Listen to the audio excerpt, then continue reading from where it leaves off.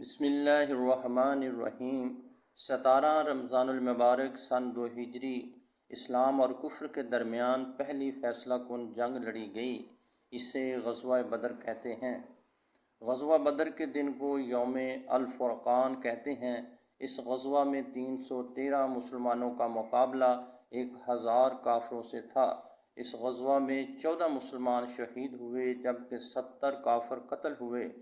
غزوہ بدر میں کفار کے سپہ سالار عتبہ، شیبہ، ولید، امیہ بن خلف اور ابو جہل جیسے نامی گرامی لوگ قتل ہوئے۔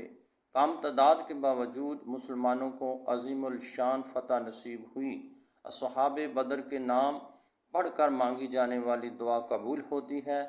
17 رمضان المبارک کو صحابہ بدر کے لیے اِصالِ ثواب کا خصوصی اہتمام کریں۔